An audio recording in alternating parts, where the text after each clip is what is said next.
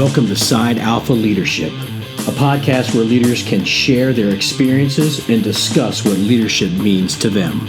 I'm your host, David Polikoff.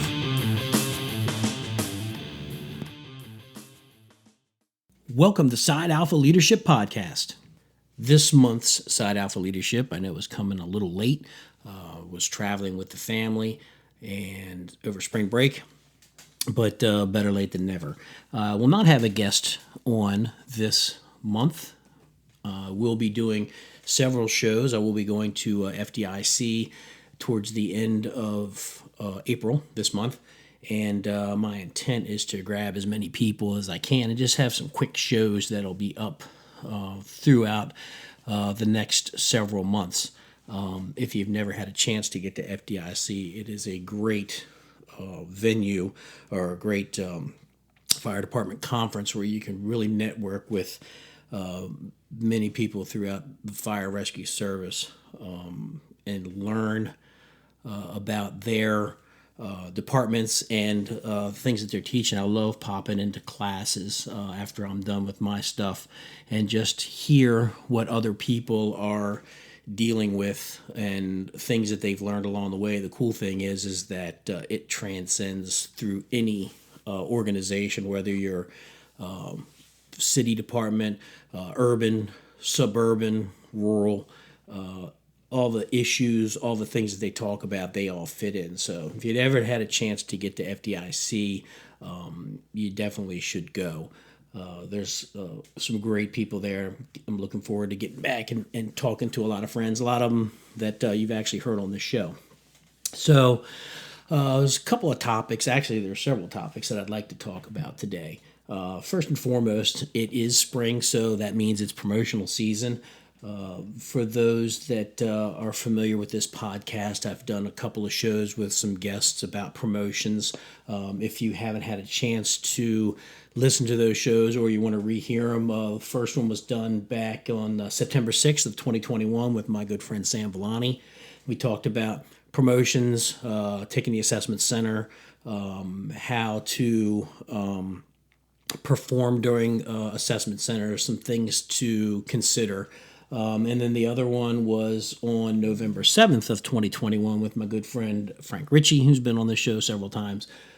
Frank and I discuss the interview process when interviewing for a promotion or any position.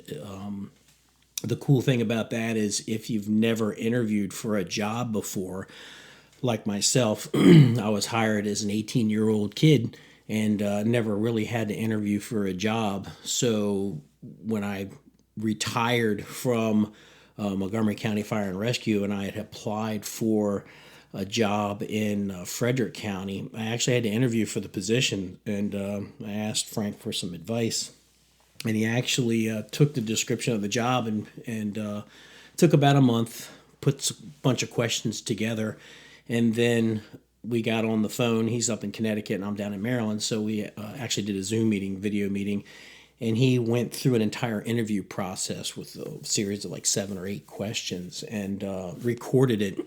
And then when it was done, offered me some brutal constructive criticism, which was good. I mean, it was a terrible interview because 34 years on the job, never really had to interview for a job. Most of the promotions were done through assessment centers, so you're just kind of performing tasks and talking about tactics and strategies and tests and all that stuff, things that you've already done. So he really gave me a bunch of pointers and ultimately got the job. So I'd like to say that a majority of that was due to Frank coaching me through the interview process. And believe it or not, I've actually had some people say they listened to that particular podcast when they had to interview for jobs, and it actually worked out very well. So if you get a chance, November 7th, 2021, interview with Frank Ritchie. We talked about interviewing for a job, and it doesn't necessarily have to be fire service, any job, basically, as well as Sam Villani and I talking about assessment centers and testing and things like that for on September 6th of 2021. So give it a listen. Any questions or whatever, you guys can reach me, email, Twitter, Facebook, or Instagram. But talking a little bit about the promotional process, the way that it works for the majority of the Mid-Atlantic, Washington, Baltimore metropolitan region, which is where I reside, the it's usually an assessment center. It may be going from firefighter to technician. I know that it could be a practical exam about driving apparatus and functioning as a pump operator or a truck driver or ladder truck driver or rescue squad, functioning in that aspect.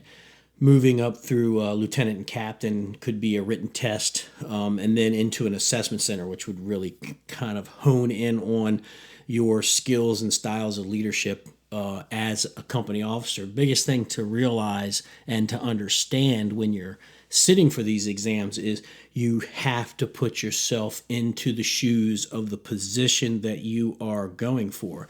So in some counties, you can actually go from firefighter to lieutenant. You can skip over that whole technician spot.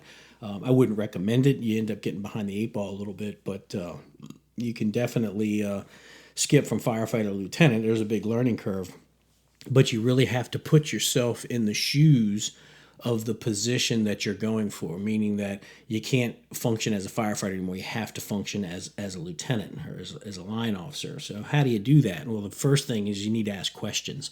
Find people that you respect, that in your eyes are good at their job. And at this junction in your career, you should definitely have a bead on who you can go to for some good information, and sit down and talk with those guys or gals of what it's like to be a lieutenant, what things that you should think about, what things have they actually come upon that no test can prepare you for, because firefighters, we get ourselves into all situations, and we're faced with all kinds of different scenarios and different crises for the citizens that we protect. So pick their brain, find out what it's like to be a lieutenant on the tactical side, running calls, but also the administrative side. We don't focus on that a lot. And for those that have been in the fire service, or any business for that matter, we know that a majority of the officers' work is administrative, whether you're taking care of paperwork, reports, performance appraisals, things like that.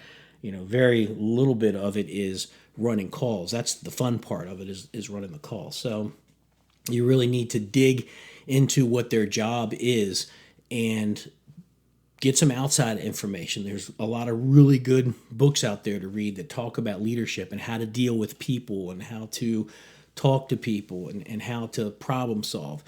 Decision making is a big part of the assessment center. You need to be able to make decisions. They might not be perfect decisions, but it should be a starting point that, as more information is being presented to you during the promotional process or during the assessment center process, you should be able to kind of build upon your decision making. So as you get more information, your decisions get better and better. But that is one of the stumbling blocks that I find with officers, is that decision making process. I don't think that the fire service prepares officers to be officers. You're kind of thrown into that position.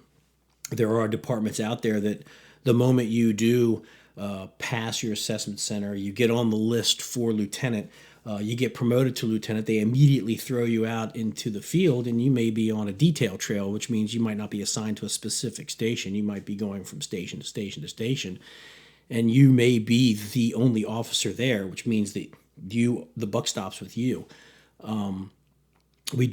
There are companies out there, counties, jurisdictions that actually offer officer candidate training and things like that, but it's usually relatively quick, maybe 5 days, and they really can't get into all the issues that are going to come up. So a lot of it is you are making phone calls and talking to other officers, seasoned officers that may have come across some of the issues that you come up with or come up against, and how do you solve that kind of stuff. And again, and I've said it many times on this show, I don't think the fire service fully prepares that first level officer, that lieutenant, or if you're a sergeant, how to be an officer, how to deal with people, how to do that administrative work, how to deal with a chief officer that may not have the trust in you to do the job, or maybe they don't know you, or how do you deal with a boss that you don't trust, or you may feel is micromanaging you.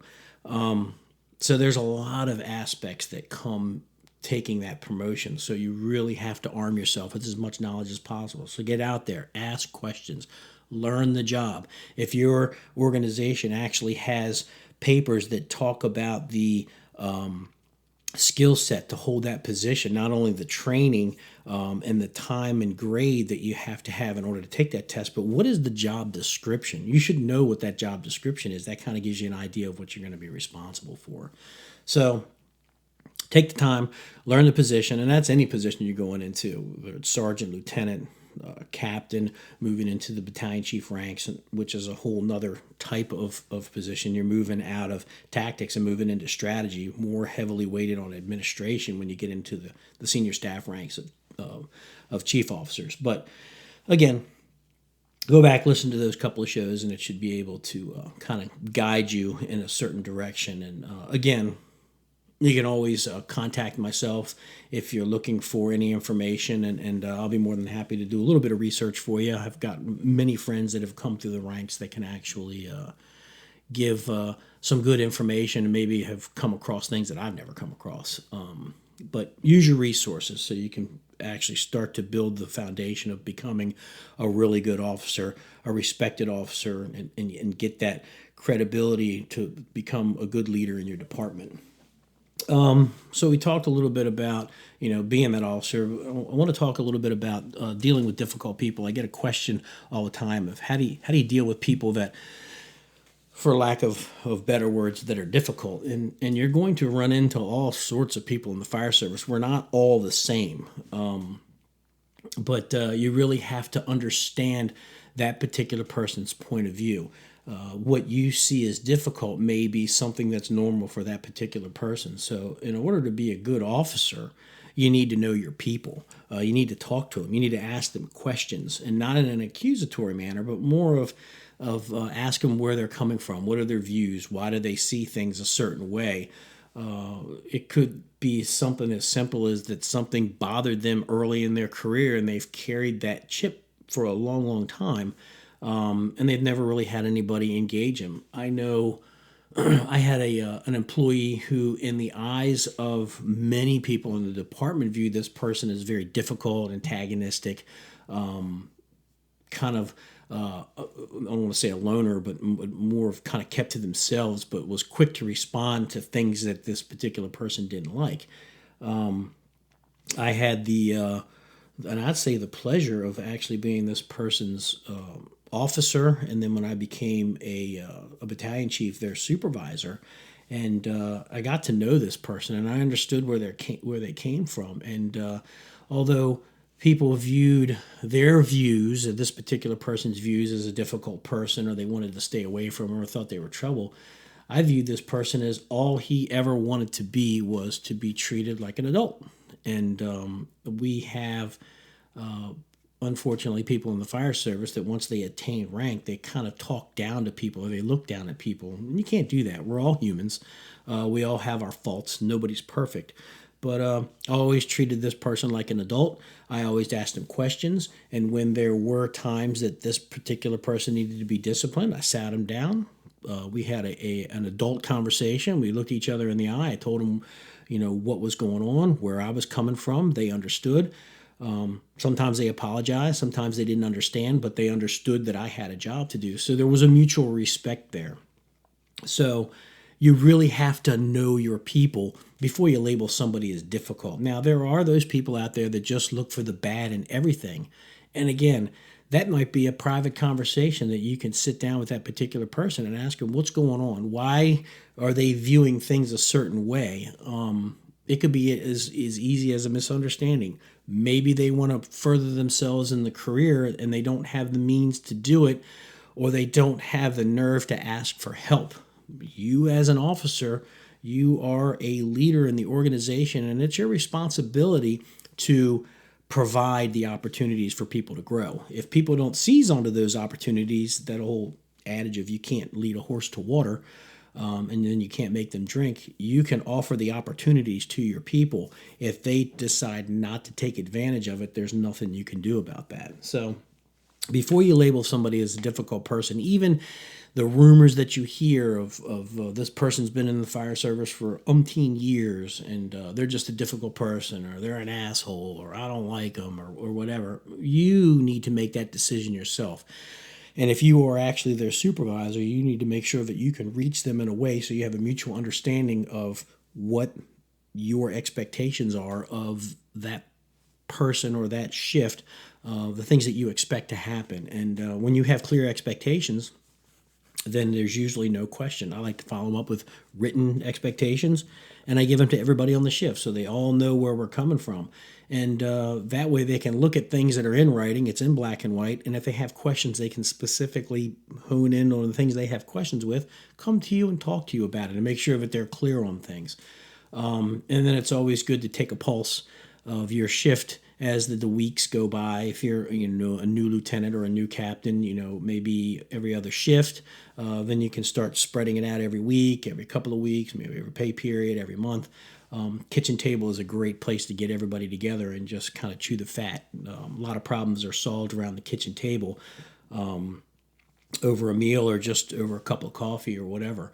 But again, going back to the difficult people, don't label someone difficult until you've actually talked to them, walked a mile in their shoes, get the where they're coming from, get their understanding. And again, at the end of the day, we're all different. We're all there to do the same job, but we are all different people. Recognize your shortcomings as an officer or even as a firefighter. We're not perfect at everything. I know that there are things that I wasn't strong at as an officer, like hazardous material calls and things like that. I'm not a hazmat guy. I know just enough to get me in trouble, but I knew that being one of my shortcomings, I knew that if I ever ran an incident that had involved hazardous materials, I would always grab one of the hazmat techs, one of their supervisors, put them in the battalion vehicle with me, and have them run that incident with me. It's not a sign of weakness. It's a sign of, hey, you're the subject matter expert. I need to make sure that this incident goes smoothly, my people are protected, and we can operate as safe and as efficiently as possible. Obviously, no call we run is 100% safe, but the more guardrails I put up to keep me in my particular lane and have those subject matter experts come in and help with that incident, the better. But recognizing your shortcomings as an officer. Maybe you're not good at paperwork. Well, as an officer, as the senior man, if you're a senior firefighter, you need to be able to navigate through a computer. I think at this day and age, everybody knows how to use a computer. You can deal with those particular shortcomings by learning. Most organizations, county, municipalities, whatever, they offer free classes on how to navigate Microsoft Word and things like that, or Microsoft programs itself. But other shortcomings that might be, maybe you're not strong in the EMS world.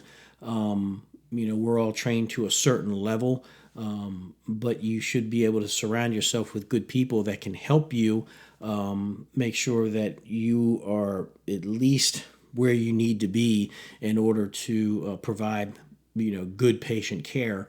But recognizing what your shortcomings are allows you to grow as a person. It also lets people know when you are an officer or a chief officer that you're human and that you're not perfect at everything. Nobody's perfect at everything. That's why we have people that specialize in certain fields, whether it's water rescue, hazmat, ATR, trench, things like that. We have those subject matter experts that we can call upon when we have issues. As a lieutenant, you may have a senior lieutenant or a captain or maybe a battalion chief that you can call upon if you don't know how to do something. I remember when I first got promoted to lieutenant, I went from master firefighter, which is basically a technician spot, to a lieutenant. And the captain that I was working under was on a I don't want to say long term, but like a 3-month detail to the training academy because they were working with the recruits. He was the recruit training officer. So I went into my first station as a lieutenant, basically the only officer. And back in those days, we used to do our time cards. They were paper. They weren't on the computer, so we had to handwrite everybody's time cards. I had to check them, I had to batch them, and then I had to get them sent to payroll. So for the first couple of pay periods, I had never done that before, but I was fortunate enough that I could actually talk to my old captain, who was my captain before I got promoted, and get him on the phone to actually walk me through the process. After a couple of times of doing it, I was better at it where I didn't have to call him anymore. I found myself talking to my old captain several times on different matters and things like that because I was new in that position and I didn't have my captain that I was going to be working under there. So, I recognized what my shortcomings were. I wasn't going to try and fake my way through it, and then there ended up being full mistakes, and, you don't want to mess with people's pay. So I seeked out help to get that. So it's the same thing when you are a new officer or in a new position. Recognize that you're going to have shortcomings. Recognize things that you're not as strong at as maybe that other person is. Be humble enough to ask for help. The one thing firefighters will definitely know is if you start trying to fake it, they're going to know right away. So you're going to end up losing credibility and any type of leadership cred that you had, you're going to lose. So recognize your shortcomings. Another question that I get asked, and I've told this story many times, is my intention, my desire in the fire service was never to be a chief officer. When I first got hired in Montgomery County, I was 18 years old. I sat in the chief's office at the time, and he asked me, what are my aspirations in the fire service? And at the time, we had sergeants, lieutenants, and our captains were basically battalion chiefs. So we only had 2 line officer positions in the fire department. So at that time, my desire was to be a lieutenant, to be in charge of my own shift. And that's where I saw myself as an 18-year-old kid moving forward in the ranks to eventually be a lieutenant. We ended up getting rid of the sergeant's positions, and we took the lieutenant and we took the captain's position. We repurposed the captain's position as the senior level station officer, and then we created battalion chiefs. So as we moved forward, my desire was to be a captain, to have my own shift, have at a station, and do my career that way. But as I started moving forward as a captain, I spent about 9 years in a captain's role, and I was told by one of my old captains when I was a lieutenant I should go take some classes at the National Fire Academy for incident command and things like that. He said you get a better understanding of what the battalion chief is going through. So when you are, pushing a line down a hall or you're doing a search or whatever, and they're asking you questions, you kind of know where they're coming from. So reluctantly, I took one class, which was, I believe it was called managing alarms or something of that nature, where kind of just got into how to mitigate bread and butter fires and things like that, small incidents. And that was with local jurisdiction, the Baltimore, Washington area, and it was an off-campus week-long class presented by the National Fire Academy.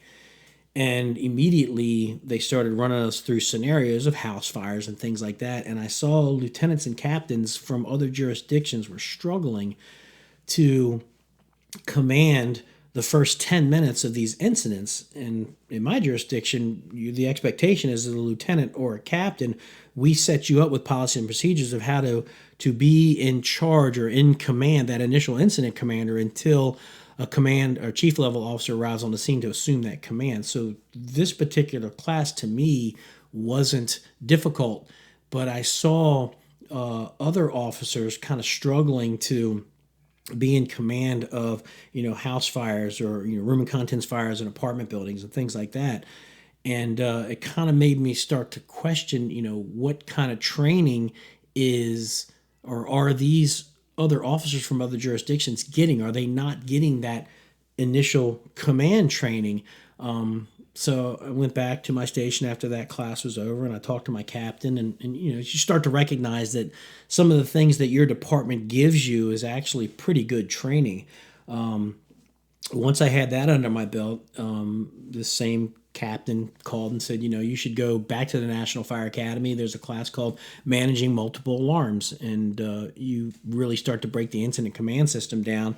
And you have aides, and you have battalion chief incident commanders, assistant chiefs, deputy chiefs, things like that, where you start to manage multiple alarms. By the time you walk into the room, you may already be at a third alarm, different calls, building collapses, things like that. And that was a week-long class that was presented at the National Fire Academy. So I was actually a resident there, so I stayed there for a week. And this class was taken with people from all over the country. Myself and another lieutenant from another jurisdiction were the only ones from the Baltimore, Washington area. Everyone else was from all over the country. And the instructor started going through initial command and things like that. And I had had that training in my county because we were really familiar with the incident command system with NIMS. It was pushed out as a lieutenant. It was, expanded upon as a captain. So you really understood how it worked. And as we started working through these scenarios, I was working with deputy chiefs and assistant chiefs and even chiefs of some departments. Granted, they may not have been the size of our department. And they were struggling with the incident command system, and it really took me back to question, what is the American Fire Service doing when it comes to incident command and commanding incidents and being in charge of people going into hostile environments. And we're struggling with being command officers, and we are tasked with trying to keep them as safe as possible, protecting them as well as the citizens, as well as mitigating the emergency. And we had many people that were in this class. It was probably a class of 50 that just didn't have the fundamental knowledge of the NIMS, the National Incident Management System, which is kind of like the rule of law, at least in the United States. And so, of course, I took that. After that class was over, I thought it was a pretty good class. Came back home and started talking to my wife. And those that know me know my wife is she's a nurse, so she's got that same dark sense of humor and pretty cut to the chase when it's time to, when she's talking to me. And it was one of those shit or get off the pot moments. She said, if you're going to sit here and bitch about the command system and how people are doing it, then why don't you do something about it? Either take the test or shut up. And so I ultimately sat for the battalion chief's test. I had at the time, I was like, well, I'm not sure if I want to do this. Took the test. I passed. I got on the list, and ultimately I got promoted.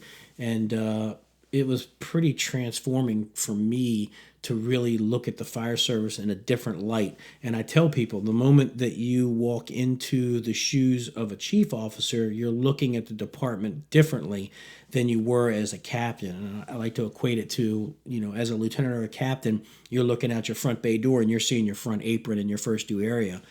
When you become a chief officer, you're actually at a higher altitude, and you have to look at, as a battalion chief, your battalion and maybe some of the stations that your battalion touches, or other battalions. So you're looking at it at a different level, and you really realize the weight of the amount of people that you're responsible for, and they are looking at you to make sure you're doing the right thing. So there is a lot of pressure. I think the training that I got as a battalion chief when I was on the list was pretty good training. They taught us how to work tactical worksheets, but most of it focused on, what was in the vehicle, the battalion vehicle, the number of radios that we had, how we used the vehicle repeating system radio. There was a locked bag that we had keys for. You could open it up, and inside there was some cash, there were some coupons for food, things like that for extended operations. Some communication stuff, but it really didn't hit the meat of how to run an incident. It was a lot of on-the-job training. So there are some gaps and some holes in our training when it comes to like I said earlier, being a line officer and being a chief officer. Once you become a battalion chief, we don't have aides or battalion aides. Nobody's driving us. We're in the vehicle by ourselves. So you're pretty much on your own when a call is dispatched as the incident commander. The key is to set your expectations up and give them to your station officers so they understand where you're coming from. So when it's time, when the tones hit and you're running that incident and you arrive on the scene, those expectations should be kicking in. Those officers should be leading their crews the way that you had set your expectations up. And if your expectations are good, you've had great communication with your officers and firefighters, they know where you're coming from, they trust you, you will see that they'll work for you and with you, and the incidents will run pretty smooth. When you have a hectic, chaotic incident that doesn't involve a mayday or anything like that, but something that's, you're listening to it, and we all have the ability to listen to incidents, and you can hear the stress in the incident commander's voice, or he's yelling on the radio, or he's, berating people on the radio. Then that incident commander doesn't really have control of what's going on. There's a lack of trust between his people to him and him to his people. So as an incident commander, as a chief officer, you really need to be able to walk that line and learn how to not only be a boss, but also be a mentor, be a leader, and make sure that they understand the expectations. And don't forget that they have expectations of you. And majority of the time, the expectations that the firefighters and the line officers have of their chief, they're not unrealistic. They're pretty normal expectations, nothing out of left field. So again, I never really wanted to be a chief officer, but once I got in that position and I started feeling comfortable with it, I really embraced it and I really enjoyed it. And I loved working for my guys and gals. I'd go and I'd do my station visits and I'd sit and I'd talk with them, and it just, every time we ran an incident, I watched them work, and I was just in awe of how choreographed it was and how well they did and how much pride they had in getting to the scene efficiently, getting the line pulled, saying very little on the radio, but pulling out great results, having successful incidents, making rescues, saving property, all that stuff. And watch them. I was in awe of them because they were working and they made my job so easy that it made me look good because they were doing their job great. And as a chief officer, you need to make sure that those people understand that you appreciate the work that they do. Do that hot wash at the end, go around, talk, and get some information about what they saw, what they did.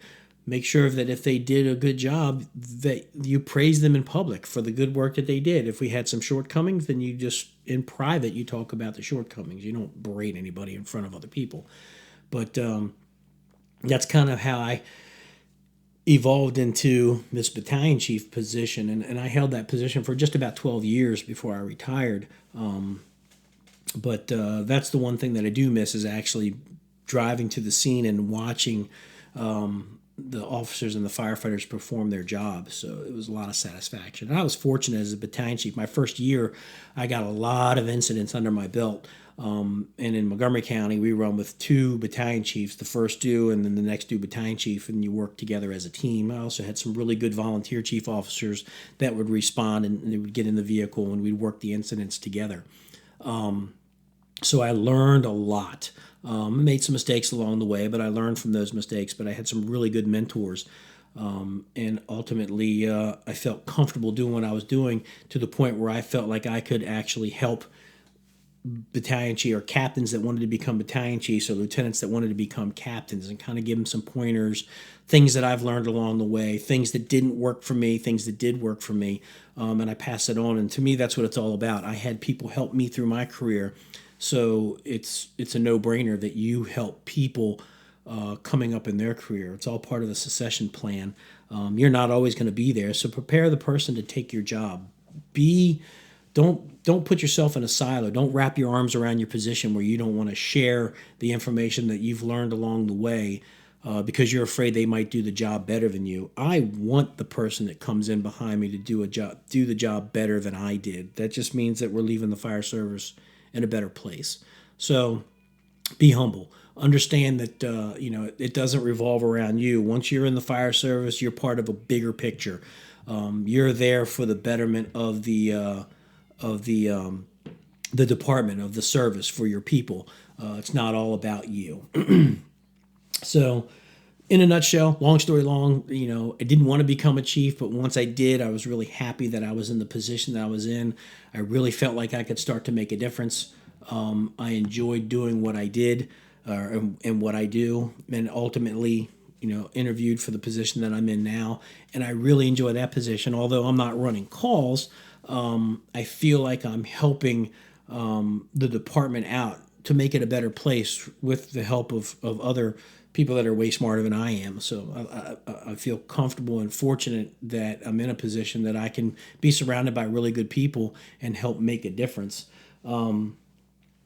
We got when we're talking about, not only is a promotional season, but if unless you're living under a rock, most departments are hiring firefighters right now, and we talk a lot about how the volunteer system is dwindling, how we don't have a lot of people coming into the volunteer system, and I'll talk about that in a few minutes. But what I've seen lately, a trend of, we don't have people applying for the position, for the job of firefighter.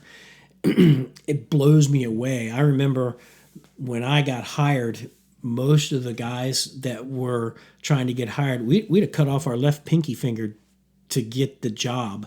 Now we can't get enough people to fill the lists to be able to have class of 50 people. And I don't understand. I don't understand what the issue is, or how to solve it. I know that we need to start really hitting high schools and talking to people that are getting ready to graduate. Go to military bases if you can. People that are getting ready to transition out of the military, that are looking for their next purpose. College campuses, people that are getting ready to graduate. Go there and talk to these people. Tell them the benefits of being a firefighter. Don't make the mistake of talking about, well, we only work 7 or 9 days a month. We get great benefits. The pay is this and all that. That's not what the job is about. The job is about brother and sisterhood. The job is about serving your community. Make sure people understand that devoting your life to a job of service is a noble cause, just like being in the military, or a nurse, or a firefighter, or a police officer. It's a noble calling, and to serve your community, there's no other better calling out there than to do just that. We know we didn't get into this job to make $1 million. We got into this job because it's the type of personality we have, and we enjoy serving our community, and seeing those results immediately.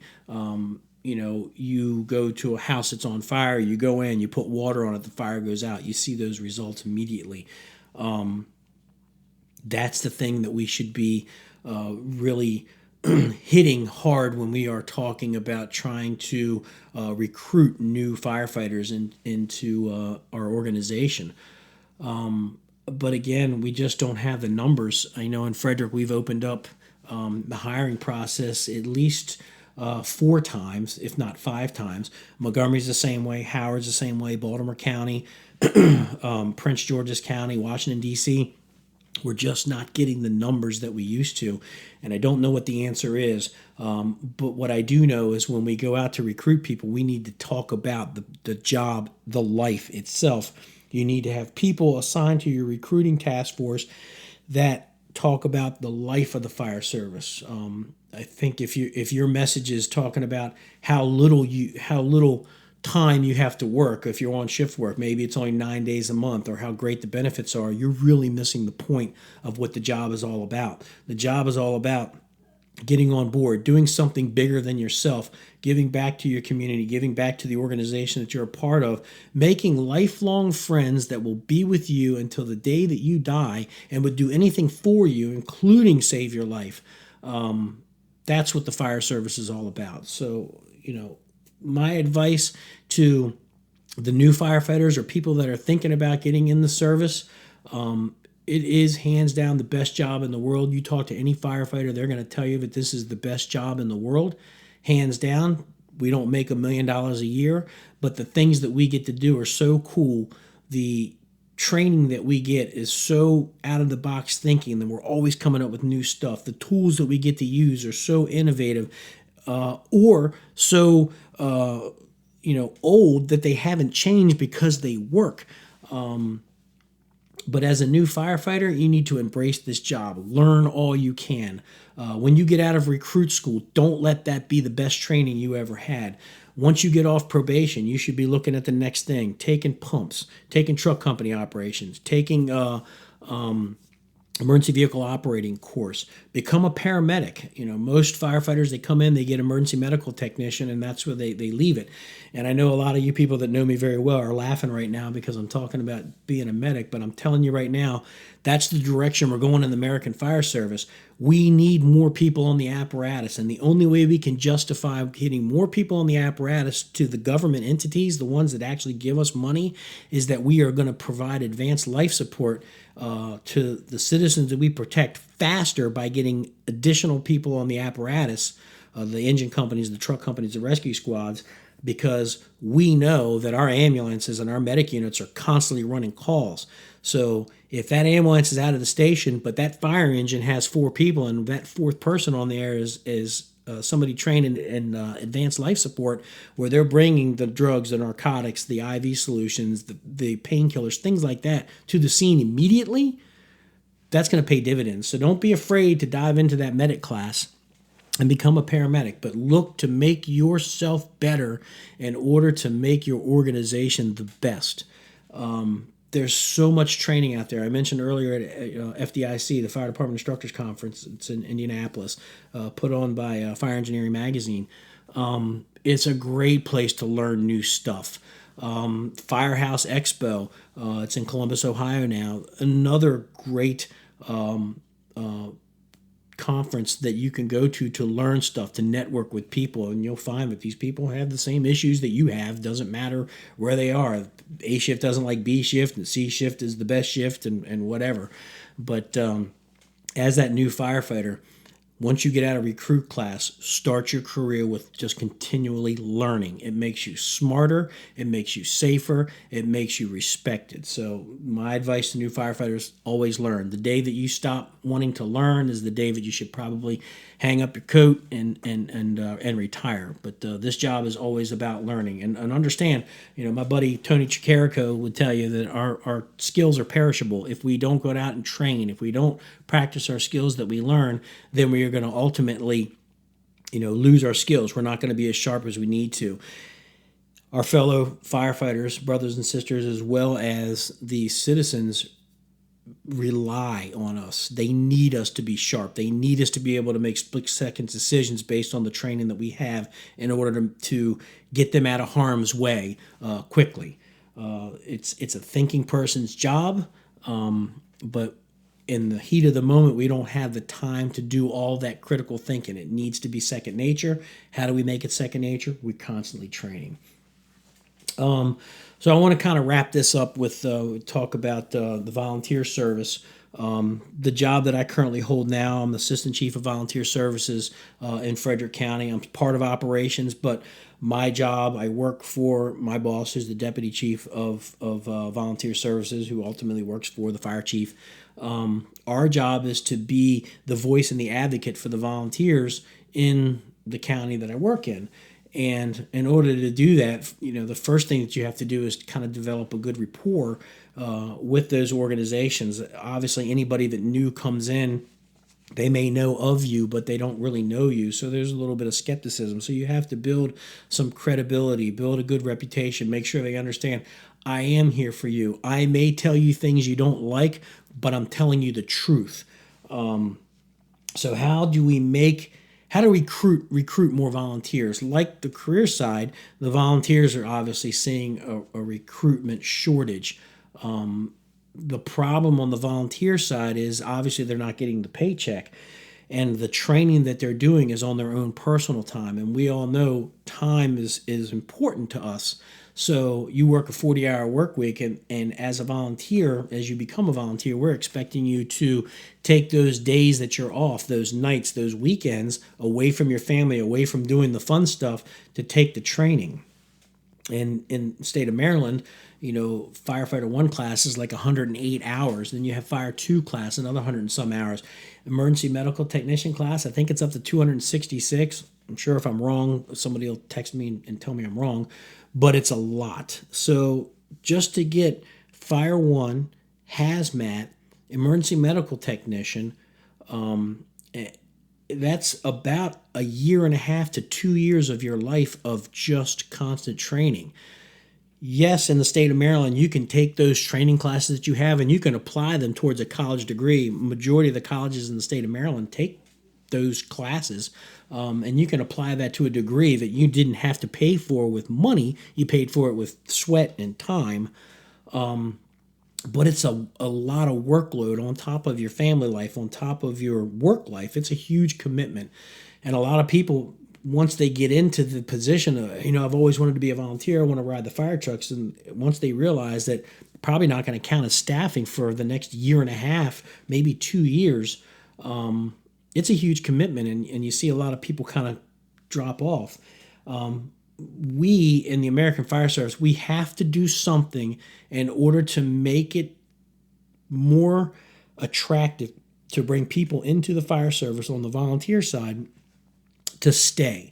I think we're getting a lot of people in my volunteer house, we're getting a lot of people applying. It's that retention. The recruitment is going okay. It's the retention part that's hard. And when they see the amount of work and commitment and time away from family and time away from, having fun and going out and all that stuff, it's a huge impact on your personal life. It's a huge commitment. So we, in the American Fire Service, we need to do something in order to not take away from the training, not reduce the hours of training, but figure out how we can deliver the training that's more user-friendly to the volunteers in order to keep them, get them the training that they need, and retain them for the more than just a year or two. Once you have a firefighter training, you keep them for 5 years, you're going to have them for a long time. But we have to get over that hump. There's lots of stuff that I've been kicking around in my head, and I've been talking to people, and I'll share them with you because it's not a secret. When I took my college degree, that college was done online. The college was based out of Alabama. Obviously, I'm not driving to Alabama to take classes. It was done online. There are a lot of fire service classes that can be done online, on the computer, with deadlines, with time frames that you have to get that information done. The practical work, yes, you'll have to go to the training academy and do that. But a lot of classes that don't require practical work can be done online at your house, where your family's at, on your computer. We need to start looking at things like that. In Montgomery County, and I'm sure there's other counties, when we do our EMT refresher, it's 24 hours of research time. 12 of those hours are videos that we can watch from our home on our computer, and then we go into the training academy for 12 hours of practical work. We need to be able to start doing things like that. Is it necessary during Fire 1 class that I drive to the academy, I sit in a classroom for 3 hours while the instructor goes through PowerPoints, and then I go home? Or can that be done online? Can they give me the PowerPoints for that particular lesson? Can I do self-study? As long as I can be disciplined enough to do the self-study, and I show up on the weekends, whether it be a Saturday or a Sunday, and do the practical work, am I getting the same training? I would say yes. As far as the practical training goes, a lot of Fire 1 classes, it may be a Wednesday night and then a Saturday all day. Why can't it be practical stuff during the weekday and the evenings, or not practical, but book stuff, PowerPoints, things like that in the evenings, and then you show up to the academy Saturday and Sunday, 8 hours both days, and do practical stuff. We're still getting the same amount of hours. We're still getting the same amount of training. We're still doing the practical stuff, but that class will be over quicker. Even though it's the same amount of hours, we really need to start looking at stuff like that. If I thought this up, I mean, I'm not a rocket scientist. I am sure that there's somebody out there that are thinking about this. We really need to take a look at the way that we're training our firefighters, and we need to start adapting with the times. Our training has changed. The stuff that we're teaching has changed. The equipment that we're using has changed. It's gotten modern. We need to change our delivery focus on this training stuff. Once you get past Fire 1, Fire 2, EMT, trucks, all that stuff, when you start getting into Fire Officer 1, Fire Officer 2, Fire Officer 3, classes that require you to sit in a classroom and there's no practical work, that stuff can be done in the comfort of your own home over the computer. We're relying on that class or that person taking that class to be disciplined enough to do the work that's required in order to pass the test or in order to pass the class. If they're not disciplined enough, then they're going to fail the class. But we need to start slowly piloting these programs out to see how they work. I think that if we can start to get people on the apparatus quicker with the same training, getting them through their classes a little quicker with the same amount of hours, with the same training, we're meeting the requirements for that training in your jurisdiction. It's meeting the NFPA standards.